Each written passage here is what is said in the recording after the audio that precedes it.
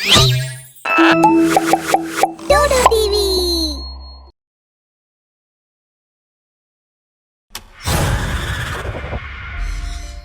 एक गांव था जहां लोग इतवार के दिन घर से निकलने से खौफ करते थे,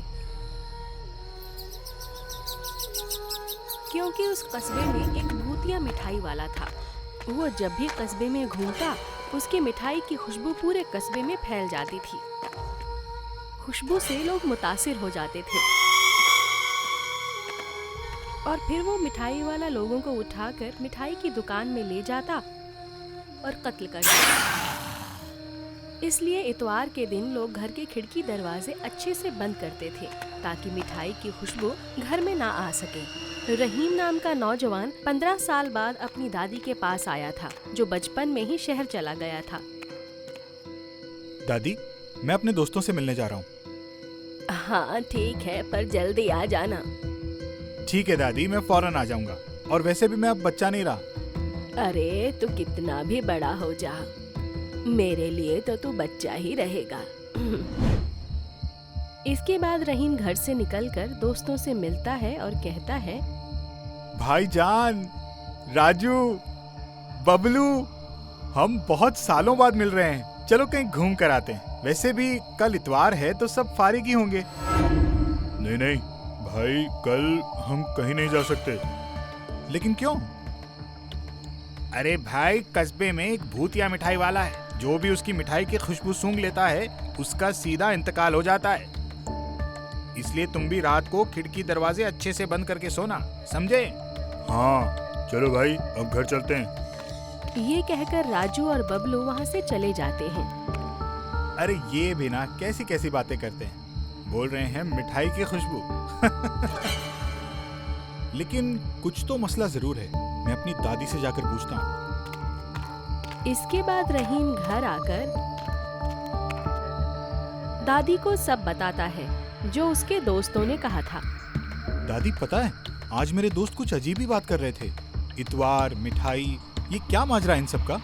रहीम भूतिया मिठाई वाले के बारे में और जानना चाहता था, लेकिन दादी ने रहीम की बात को बीच में ही काट दिया। इसके बारे में फिर कभी बात करेंगे, अभी रात बहुत हो गई है, तू जाकर आराम कर। फिर रहीम अपने कमरे में चला जाता है। रहीम भूतिया मिठाई वाले की बात पर ज्यादा तवज्जो नहीं देता और खिड़की खुली रखकर सो जाता है। और आधी रात होते ही भूतिया मिठाई वाला हाथ में मिठाई की प्लेट लेकर कस्बे में घूमने लगता है। ए कस्बे वालों, खिड़की खोलकर जरा हमसे भी मुलाकात कर लो। हम भी तो तुम्हारे मेहमान हैं, एक बार तो नजारा कर लो। कोई बात नहीं, मैं खुद देख लेता हूँ आज किसकी बारी आने वाली है।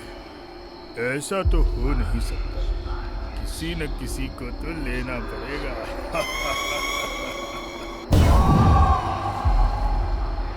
तभी उसकी नजर रहीम के कमरे की खुली खिड़की पर पड़ती है। फिर मिठाई की खुशबू खिड़की से होते हुए रहीम के कमरे में पहुंच जाती है और खुशबू सूंघते ही रहीम मुतासिर हो जाता है। आह, क्या उम्दा खुशबू है। खुशबू इतनी उम्दा है तो मिठाई कितनी शानदार होगी। रहीम खुशबू के साथ साथ घर से बाहर आने लगता है और रहीम जैसे ही घर से बाहर आता है, वो मिठाई वाला भूत उसे दबोच लेता है और उठाकर दुकान में ले जाता है। एक शिकार तो मिल ही गया। ये सब देखकर रहीम सूखे पत्ते की तरह कांप जाता है। मुझे मत मारो, मुझे जाने दो। गलती हो गई, मेरी अक्ल मारी गई थी। जो खिड़की खुली रखकर सोया। भूत भाई, मैं आपकी दुकान में झाड़ू पोछा कर लूंगा, पर मुझे जाने दो। नहीं नहीं नहीं, अब कोई फायदा नहीं। जब तक मैं इस पूरे कस्बे को खत्म नहीं कर देता, तब तक मुझे सुकून नहीं मिलेगा। रमेश उसके आगे बहुत गिड़गिड़ाता है, पर वो एक नहीं सुनता और अपने बड़े नाखून से रहीम के सीने पे घोंपने ही वाला होता है कि अचानक उसे रहीम के गले में एक तावीज दिखता है। तावीज देखते ही मिठाई वाला भूत हड़बड़ा जाता है। ये ताबीज तुम्हारे पास कहाँ से आया? ये तावीज़ मुझे अपनी अम्मी ने दिया है। ये मेरे अब्बू की आखिरी निशानी है। रहीम की ये बात सुनते ही भूत की आंखों में आंसू आ जाते हैं। ये ताबीज मेरा है और मैं तुम्हारा अब्बू हूँ। रहीम भूतिया मिठाई वाले की बात समझ नहीं पाता तो वो बताना शुरू करता है। आज से बहुत साल पहले कस्बे में मेरी मिठाई की दुकान हुआ करती थी। मेरी मिठाई के चर्चे कस्बे कस्बे तक शुमार थे। इसी बीच कस्बे के सरदार के बेटे ने भी मिठाई की दुकान खोली। वो कम जायकेदार मिठाइयाँ ज्यादा कीमत में बेचता था, इसलिए उसकी कमाई नहीं होती थी। इसके बाद वो मुझे रास्ते से हटाने की तरकीब बनाने लगा और एक दिन उसने मुझे मेरी दुकान के साथ जलाकर मार दिया। उसके बाद से आज तक मैं उसे कत्ल करने का इंतजार कर रहा हूँ। अब्बू, आपकी मौत सरदार के बेटे की वजह से हुई है, तो आप कस्बे वालों को क्यों मार रहे हैं? जब मेरी दुकान में आग लगी थी तब किसी ने मेरी मदद नहीं की, इसलिए मैं सबको मार दूंगा। लेकिन मैं अभी तक सरदार के बेटे को कत्ल करके अपना इंतकाम पूरा नहीं कर पाया हूँ, क्योंकि वो अपने घर को हमेशा बंद रखता है। अब्बू, मैं इसमें आपकी मदद कर सकता हूँ, लेकिन आप कस्बे वालों को कुछ नहीं करेंगे। भूतिया मिठाई वाला रहीम की बात मान लेता है और फिर रहीम पूरी तरकीब बताता है। और एक रात को तरकीब के अनुसार रहीम कुछ मिठाई लेकर चुपके से सरदार के घर में मिठाई रख जाता है। और कुछ देर बाद सरदार का बेटा मिठाई की खुशबू से मुतासिर हो जाता है और घर से बाहर आ जाता है। अब तुझे मारकर मैं मेरा इंतकाम पूरा करूंगा। लेकिन तुम मुझे मारना क्यों चाहते हो और इस रहीम को कुछ क्यों नहीं कर रहे? क्योंकि मेरे कातिल तुम हो। ये कस्बे वाले तो बेगुनाह हैं। मैं? कौन हो तुम?